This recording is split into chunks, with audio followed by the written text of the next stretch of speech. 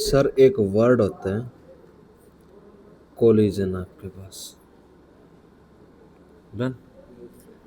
आप कोई भी रिएक्शन करा रहे हो सर, कोई भी रिएक्शन करा रहे हो, उसमें दो मेन टर्म है जी। अब तक तो सिंपल इतना पढ़ते आते कि एक रिएक्टेंट किस में कन्वर्ट हो जाएगा साहब, प्रोडक्ट में कन्वर्ट हो जाएगा, रिएक्टेंट प्रोडक्ट में कन्वर्ट होगा। एक्चुअल में रिएक्शन हो किस तरह से रही है, एक पूरी रिएक्शन कराने के लिए अगर हम बात करते हैं तो सबसे पहले तो आपके पास क्या होना चाहिए, रिएक्टेंट। रिएक्टेंट एक हो सकता है, रिएक्टेंट एक से ज़्यादा हो सकते हैं। हम इसको इस तरह से लिख सकते हैं R1 प्लस R2 हो सकता है जो इन रिएक्टेंट को के साथ फिर कराने के लिए रिएजेंट की हेल्प लेनी पड़ती है। ठीक है, कोई reaction with the help of क्या हो जाती है, रिएजेंट की जरूरत पड़ भी सकती है और नहीं भी। उसके साथ इसमें आपको मीडियम की रिक्वायरमेंट होती है साहब, कि आपके पास मीडियम कैसा है, सॉलिड फेज है, लिक्विड फेज है या गैसियस। साथ में आप कई बार यूज करते हो कि आपने कैटलिस्ट क्या है, साथ में आप कंडीशन भी रखते हो कि टेम्परेचर क्या कंडीशन है, प्रेशर क्या कंडीशन है, कंसंट्रेशन क्या क्या रोल है, और बहुत सारे फैक्टर। उसके बाद आपको एक इंटरमीडिएट मिलता है जो रिएक्शन के बीच में बनते हैं, उसको इंटरमीडिएट बोला जाता है। इंटरमीडिएट के बाद आपको क्या मिलता है जी, प्रोडक्ट मिलता है। अब इंटरमीडिएट है आपके पास केमिकल काइनेटिक्स में, हम इसकी जगह किसका जो वर्ड यूज कर रहे हैं वो क्या, एक्टिवेटेड कॉम्प्लेक्स आपके पास, एक्टिवेटेड कॉम्प्लेक्स का यूज करते हैं जी। या हम इंटरमीडिएट लिखा है, इंटरमीडिएट भी लिख सकते हैं जी। रिएक्टेंट से एक्टिवेटेड कॉम्प्लेक्स तक पहुंचने के लिए, रिएक्टेंट से एक्टिवेटेड कॉम्प्लेक्स तक पहुंचने के लिए एक मिनिमम अमाउंट ऑफ एनर्जी चाहिए, उसको क्या बोला गया, एक्टिवेशन एनर्जी बोला जाता है। अगर आपने एक्टिवेटेड कॉम्प्लेक्स की फॉर्मेशन कर ली तो उसके बाद आप किस में कन्वर्ट हो जाओगे जी, प्रोडक्ट की फॉर्मेशन कर लोगे जी। ठीक है, अब इसमें जो इम्पोर्टेंट रोल आता है रिएक्टेंट से प्रोडक्ट में जाने के लिए, रिएक्टेंट प्रोडक्ट में तभी कन्वर्ट होगा अगर रिएक्टेंट के जो मॉलिक्यूल है या रिएक्टेंट के जो एटम है, रिएक्टेंट के जो क्या होंगे आपके पास, एटम की बात करो, या रिएक्टेंट के क्या है जी, मॉलिक्यूल्स, या रिएक्टेंट्स के आयन, उनके बीच में क्या हो साहब, कोलिजन हो रहा होगा जी। अगर कोलिजन नहीं होगा तो एक दूसरे से टकराएंगे नहीं, उसके बिना प्रोडक्ट की फॉर्मेशन नहीं होगी। अब कोलिजन होने के लिए भी दो या तीन चीजें जरूरी है, मॉलिक्यूल, एटम और आयंस के पास क्या होनी चाहिए, एनर्जी। एनर्जी भी आपने बोला कौन सी energy, kinetic energy. Kinetic energy क्यों, क्योंकि आप बोलोगे 1/2 mv²। काइनेटिक एनर्जी के पास क्या है जी, वेलोसिटी है जी। दूसरा क्या, जो मॉलिक्यूल कोलिजन करें, कोलाइड करेंगे मतलब एक दूसरे से टकराएंगे जी, टकराने के लिए उनकी ओरिएंटेशन कैसी है, orientation of the reacting species आपके पास, ये ऐसा कुछ पढ़ के आए थे मोलिकुलरिटी। दो मेन फैक्टर हो गए जी, एक उनके पास एनर्जी, दूसरा क्या, फिर पढ़ेंगे कि टेम्परेचर का क्या रोल रहेगा, टेम्परेचर किस तरह से क्या करेगा जी, इफेक्ट करेगा जी। ये सारी चीजें पढ़नी है। डन। अब कोलिजन के बारे में, अब आपको अगर थोड़ा बहुत आइडिया तो सबसे पहले आप कोलिजन के बारे में बोलो जी, कि कोलिजन होता क्या है। जो पार्टिकल्स एक दूसरे से टकराते हैं उसको कहते हैं पार्टिकल्स एक दूसरे के साथ टकराएंगे, कोलाइड करेंगे और किसकी फॉर्मेशन कर देंगे। अब बात करते हैं जो आपने एक भी कर लिया, हमने रिएक्शन किसकी कराई, H2 प्लस I2 से क्या बन गया जी, 2H। ये मेन रिएक्शन है। जो रेड पार्ट है डॉटेड है, हम बोल दें कि किसके मॉलिक्यूल है, H2 के। पर्पल I2 के। अब प्रोडक्ट बनना किसके ऊपर डिपेंड करेगा, प्रोडक्ट किस तरह से बनता है। अब प्रोडक्ट की फॉर्मेशन बात करें, अगर मैं आपसे पूछूं क्या सारे के सारे H2 प्लस I2 के मॉलिक्यूल 2HI में कन्वर्ट हो जाएंगे, या कुछ होंगे, कुछ होंगे, सारे क्यों नहीं होंगे, सभी को कोलाइड करने का अच्छे से मौका नहीं मिलेगा। अच्छे से मौका नहीं मिलेगा। सबसे पहले तो आपकी बात ठीक है जी, सबसे पहले आपने बोला कि जो सारे के सारे मॉलिक्यूल हैं उनको कोलाइड करने का मौका नहीं मिलेगा जी, और कोई H2 के साथ कोलाइड होकर दोबारा H2 बना सकता है। ओके, तो क्या हो सकता है, एनर्जी। आपने बोला कि सभी मॉलिक्यूल के पास इतनी काइनेटिक एनर्जी नहीं होगी कि वो कब कहाँ तक पहुँच जाए, एक्टिवेशन एनर्जी तक पहुँच जाए। अगर वो एक्टिवेशन एनर्जी क्या कर, एक्टिवेशन एनर्जी अचीव कर लेंगे तो किस में कन्वर्ट हो जाएंगे, प्रोडक्ट में कन्वर्ट हो जाएंगे। जैसे अभी कौन सी क्लास का रिजल्ट आया, 12th क्लास का रिजल्ट आया जी। अब मान लेते कि 12th क्लास में 32 बच्चे थे जी। अब 32 में से सबसे पहली कंडीशन तो कि टॉप एक ही रहेगा जी। दूसरा कि अप्रोक्सीमेट पास हो जाएंगे, लेकिन फिर भी अगर बात करें हमने कितने फेल कर दिए जी, 12 बच्चे फेल हो गए आपके पास। अब फेल होना, पास आना, टॉप आना किसके ऊपर डिपेंड करता है, उनकी पोटेंशियल एनर्जी के ऊपर डिपेंड करता है, कितने पढ़े कितने पास हुए। अब 12th क्लास में एक साल भागे तो सारे बच्चे पास होने के लिए, रेस में तो सारे थे कि मैं पास हो जाऊंगा, मैं पास हो जाऊंगा, हर कोई जा रहा था मैं पास हो जाऊंगा, लेकिन हर किसी के पास इतनी इफेक्टिव पोटेंशियल एनर्जी नहीं थी या काइनेटिक एनर्जी नहीं थी कि वो एक मिनिमम बैरियर को क्रॉस करके क्या हो जाए, पास हो जाए, कि 33% नंबर ले ले और उसके बाद क्या हो जाए, पास हो जाए। भाग सभी रहे थे, लेकिन सभी क्या किस में पार्टिसिपेट नहीं कर रहे थे, इफेक्टिव कोलिजन नहीं हुआ था। तो इसमें यहाँ पर एक वर्ड आएगा, कोलिजन होना जरूरी नहीं है। कौन सा कोलिजन होना जरूरी है, इफेक्टिव कोलिजन। तो इफेक्टिव कोलिजन का होना जरूरी है जी।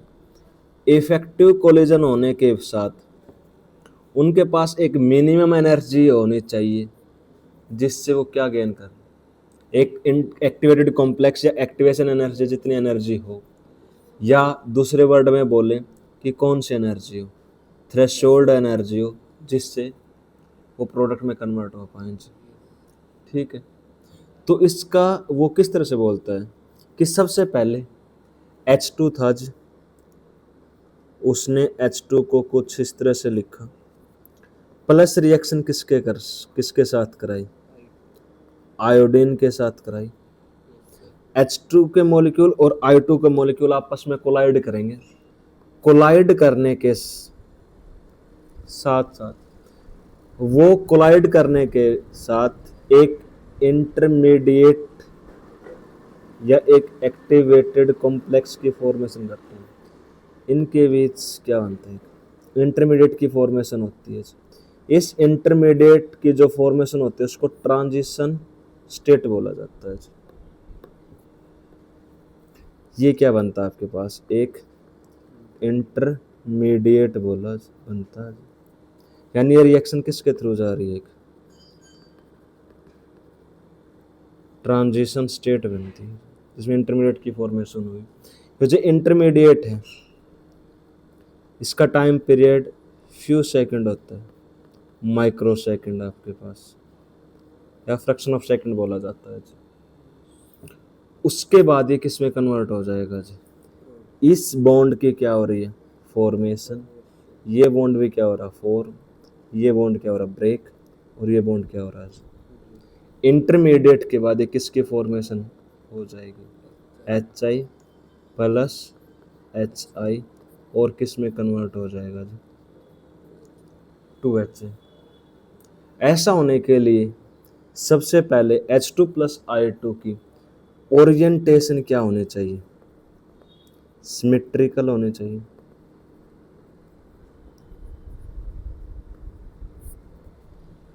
विदाउट सिमेट्रिकल अगर ओरिएंटेशन होगी तो किस में कन्वर्ट नहीं हो पाएगा।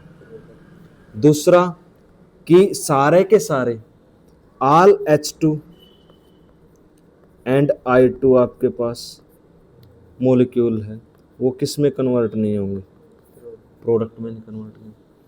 क्यों नहीं होंगे, सभी के पास क्या नहीं, आपके पास इफेक्टिव काइनेटिक एनर्जी नहीं होगी या सफिशिएंट काइनेटिक एनर्जी नहीं होगी, सफिशिएंट काइनेटिक एनर्जी नहीं होगी। या एक वर्ड ही बोल सकते हैं कि जो ऑल H2 और I2 है, सारे के सारे कोलिजन क्या नहीं होंगे, इफेक्टिव कोलिजन नहीं होंगे। जो H2 और I2 के मॉलिक्यूल क्या कर रहे होंगे, इफेक्टिव कोलिजन कर रहे होंगे, वो किस में कन्वर्ट हो जाएंगे सर, प्रोडक्ट में कन्वर्ट हो जाएंगे। यही कौन सी थ्योरी थी, कोलिजन थ्योरी थी। टेम्परेचर के बढ़ाने से क्या बढ़ता है आपके पास, काइनेटिक एनर्जी, और काइनेटिक एनर्जी के बढ़ने से क्या बढ़ जाएगा,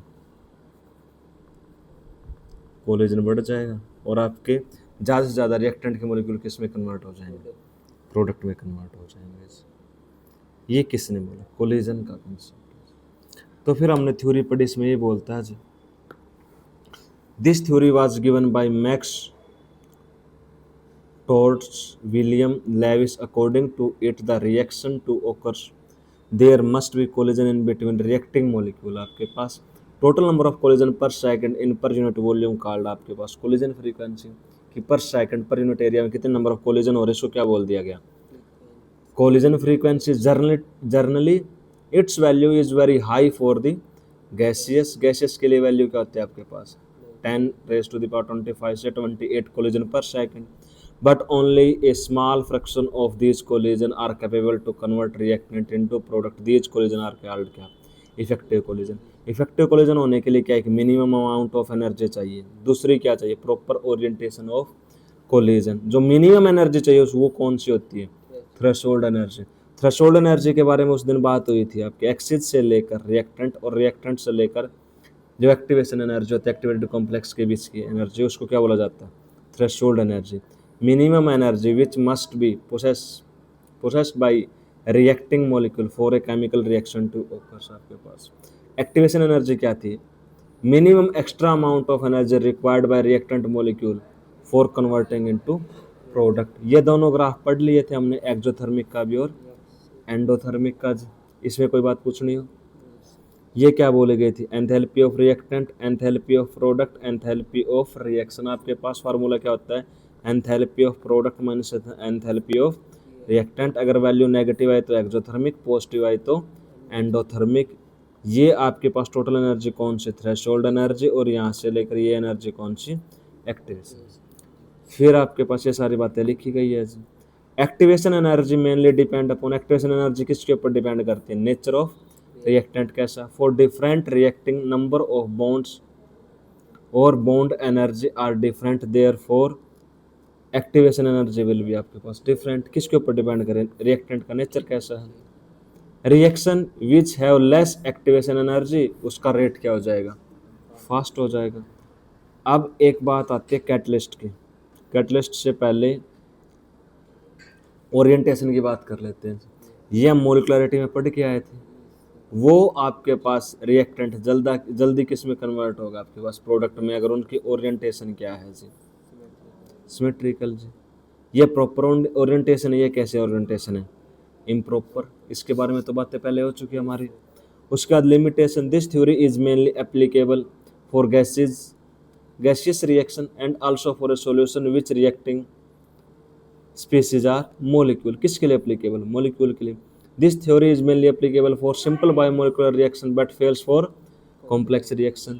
It consider molecule to be hard sphere and ignore structural aspect of the molecule आपके पास. ठीक है, बाकी पॉइंट लिखे गए आपके पास, ये पढ़ेंगे अभी. कैटलिस्ट का क्या रोल है? कैटलिस्ट का रोल मैं कराऊंगा एक बार, मैं एक्टिवेशन एनर्जी के बारे में थोड़ा और बता दूं आपको. ठीक है जी.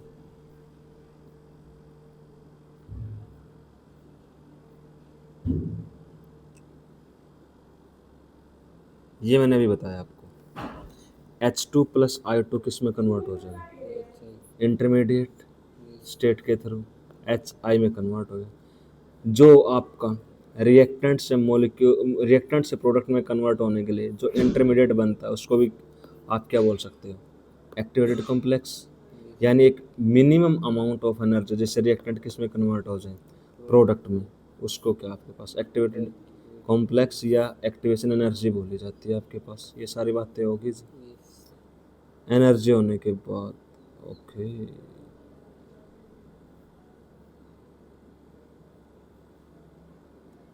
पढ़ाऊँ या पढ़ लेगा खुद? क्या थ्योरी? हाँ, ये तो पढ़ एनसीईआरटी की होगी. एनसीईआरटी की. ये तो पढ़. पक्की बात है? यस. श्योर? यस. बताता हूँ साहब.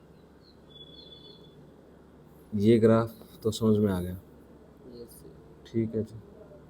अब देख जो चीज़ ज़रूरी है, इस ग्राफ में वो बताएगा फ्रैक्शन ऑफ मॉलिक्यूल और थोड़ा थोड़ा ग्राफ, ये ग्राफ फ्रैक्शन ऑफ मॉलिक्यूल का और काइनेटिक एनर्जी का जी. ठीक है. वो बोलता है कि मैं कंसिडर कर रहा हूँ कुछ इस तरह से.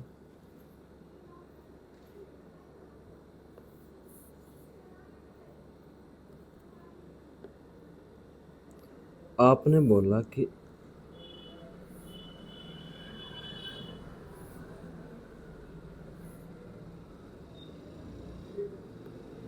हम रिप्रेजेंट कर देते हैं. H2 प्लस I2 ही था आपके पास. H2 और I2 किस में कन्वर्ट हुए साहब? 2HI में. मैं मान लेता हूँ कि मेरे पास 1000 मोलिक्यूल है टोटल. क्या 1000 के 1000 जो रिएक्टेंट के मोलिक्यूल है वो प्रोडक्ट में कन्वर्ट हो जाएंगे जी? ऐसा पॉसिबल है? ऐसा पॉसिबल नहीं है जी. ये 2-3 फैक्टर के ऊपर डिपेंड कर रहा है. एक्टिवेशन एनर्जी, काइनेटिक एनर्जी आपके पास, ठीक है, और इफेक्टिव कोलिजन. 3 तो मेन पार्ट है, वो होगा नहीं तो कन्वर्ट पूरे होंगे नहीं. दूसरा बोल रहे कि कुछ कन्वर्ट हो जाएंगे.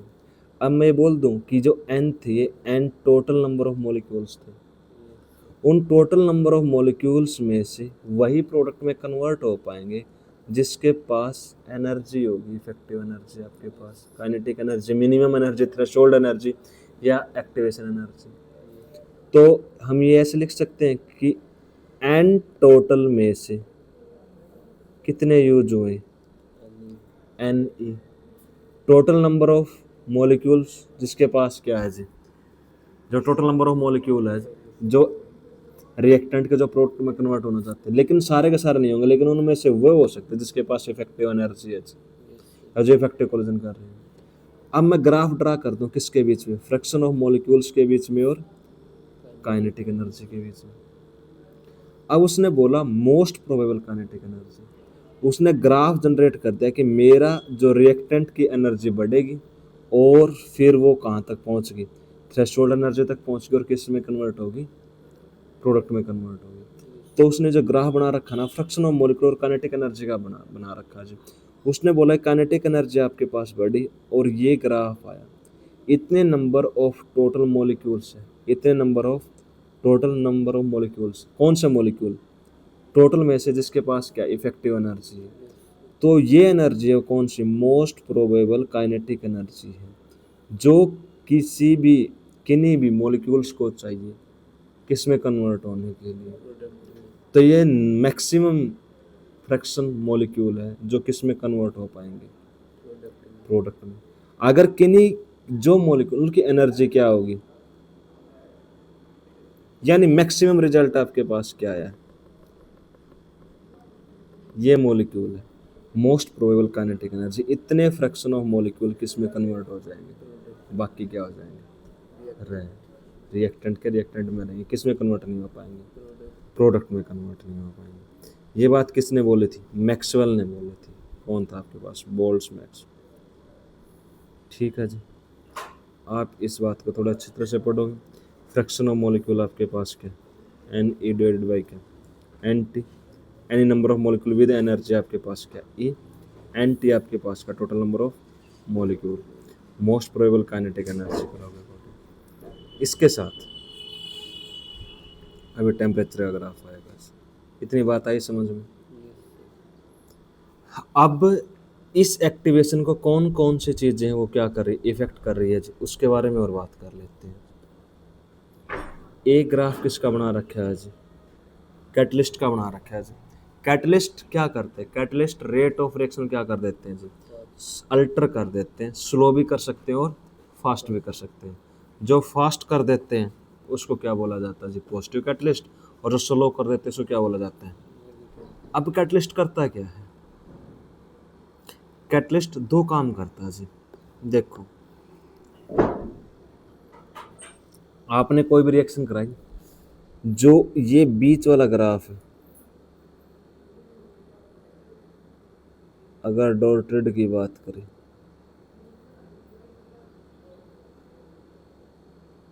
ओ भाई साहब मस्त होना, ये अब्सेंस ऑफ कैटलिस्ट है। अभी तक आपने ने कोई कैटलिस्ट डाला नहीं कोई वो। ये मैंने आपको स्टोरी बताई थी आपके दोस्त की, कब वाली, लवकेश की 14 फरवरी वाली स्टोरी मैंने आपको सुनाई थी। लवकेश के दो दोस्त थे जी, एक आपका पॉजिटिव दोस्त, दिलदार दोस्त। दिलदार दोस्त ने क्या कहा था, दिलदार, दिलेर बोल सकते, क्या बोल सकते हैं, दिलेर। एक कौन सा था, डरपोक। दिलेर दोस्त ने क्या बोला था, मोटिवेट किया था जी, क्या मैं देख लूंगा आज। अब आपके रिएक्टेंट को प्रोडक्ट में कन्वर्ट होने के लिए इतनी मिनिमम एनर्जी चाहिए। यानी अगर आप ये बैरियर क्रॉस कर लेते हो, कौन सा, एक्टिवेटेड कॉम्प्लेक्स का, तो आप किस में कन्वर्ट हो जाओगे, प्रोडक्ट में कन्वर्ट हो जाएंगे। लेकिन इस बैरियर को क्रॉस करने के लिए आपको क्या चाहिए, एनर्जी चाहिए, आपको मोटिवेशन चाहिए। अब की बार नीट क्लियर कर देंगे, ये कर देंगे, वो कर देंगे, तूफान कर देंगे भाई साहब। हर बच्चे को क्या, एक हल्का सा मोटिवेशन चाहिए, वो 2 घंटे का चाहे 10 घंटे पढ़ सकता है जी। अब उसने आपको मोटिवेट किया सा, वो मोटिवेट किस तरह से करता है आपको, कि अगर आप डॉक्टर लगोगे जी, आपने MBBS कर लिया जी, MBBS किया जी, MBBS करने के बाद आपने क्या किया जी, MD किया। उसके बाद आप न्यूरो सर्जन बन गए जी। हम हिसार के तो कहाँ ड्यूटी आ गई जी, आप हिसार के जिंदल हॉस्पिटल में काम कर रहे हैं जी। ठीक है जी, अपना घर की सिटी, गांव के पास, हम 7 रोड के रहने वाले, ड्यूटी किस में है, जिंदल हॉस्पिटल में आपके पास। अब मान के चलो जी, आप फुल पढ़ के आए, आपकी फुल तैयारी है जी। आप एक बंदे की जो OPD है वो कितनी है जी आपके पास, 500 है जी। और एक दिन में आप लगभग कितने बंदों को देख सकते हो साहब, 300 बंदे पर्ची कटाने आते हैं जी। 5 दिए कितने हो गए, 15 आपके पास। आपने 1,50,000 रुपये की पर्ची देखी जी। उसके साथ साथ आप 300 बंदों के साथ एक बंदे को अगर 1,000 रुपये की टेबलेट देते हो जी, आएगा ही, आज के ज़माने को देखते हुए बोल रहे हैं, आपकी बात नहीं कर रहे। तो 3 लाख की आपने क्या कर दी, टेबलेट दे दी। तो 3 ये और 1.5 ये, कितने हो गए आपके पास, 4.5। मार आपने क्या किया, कम से कम एक दिन में मान लो कि 2 ऑपरेशन ऑपरेट कर दिए जी। एक ऑपरेशन की अगर मिनिमम कॉस्ट लेके चले तो 2 लाख रुपए थी, तो कितने हो गए आपके पास, 4 लाख आपने क्या कर दिया जी, ऑपरेशन में ले लिए जी। और एक्स्ट्रा आपके पास 4-4-8, तो एक दिन की कमाई आपने हॉस्पिटल को कितने लाख रुपए दी, 10 लाख रुपए आप उसको क्या कर रहे हैं, प्रोवाइड कर रहे हो। तो आपको क्या लगता है कि आपको एक दिन की तनख्वाह 10 लाख से ज़्यादा मिलेगी या कम मिलेगी, इतना तो आप उसको मिनिमम करके दे रहे, इससे ज़्यादा हो सकता है। तो हम मान के चले कि जितना आप कमा के दे रहे हो आपको उतने पैसे मिल गए, कितने लाख रुपए, एक दिन के कितने मिले, 10 लाख। मान ले कि एक दिन के 10 लाख नहीं मिले, कम से कम कितने मिले, 5 लाख रुपए मिले। कितने दिन होते हैं? 30, 30। 5 दिए कितने हो गए? 15, तो कितने करोड़ हुए? 100, एक। 1.5, ठीक है जी, करोड़ों में है आपकी सैलरी। कितने महीने की? 1, आप हर सेकंड पैसे कमा रहे हो साहब। अच्छा, पॉजिटिव कैटलिस्ट बोला जाता है। वो पॉजिटिव कैटलिस्ट क्या करते हैं कि जो एक्टिवेशन एनर्जी होती है, एक्टिवेशन एनर्जी किसी भी रिएक्शन की जितनी कम होगी, रेट ऑफ रिएक्शन उतनी क्या होगी? फास्ट होगी। तो पॉजिटिव कैटलिस्ट जो एक्टिवेशन एनर्जी है उसको क्या कर देते हैं? कम कर देते हैं। तो आपका रिएक्टेंट जल्दी से किस में कन्वर्ट हो जाएगा? प्रोडक्ट, प्रोडक्ट में। डीमोटिवेट करने वाली स्टोरी। अब मान लो कि हमने फुल मेहनत की, बाय चांस ऐसे हुआ कि हमारा सिलेक्शन नहीं हो पाया। अब एक्टिवेशन एनर्जी क्या हो जाएगी? बहुत ज़्यादा हाई हो जाएगी, हम डीमोटिवेट हो जाएंगे। डीमोटिवेट लेकिन होना नहीं होता, लेकिन नेचर है ह्यूमन बीइंग का कि वो क्या हो जाता है, कोई चीज़ नहीं मिले तो डीमोटिवेट हो जाता है। उसको हर एक चीज़ क्या लगने लग जाती है? मुश्किल। वो सोचता है कि मेरे से नहीं हो पाएगा, लेकिन ऐसा होता नहीं है। सारा खेल किसका? Mind game. लेकिन उस टाइम जो रिएक्शन की एक्टिवेशन एनर्जी क्या हो जाती है? हाई हो जाती है। अगर एक्टिवेशन एनर्जी क्या होगी?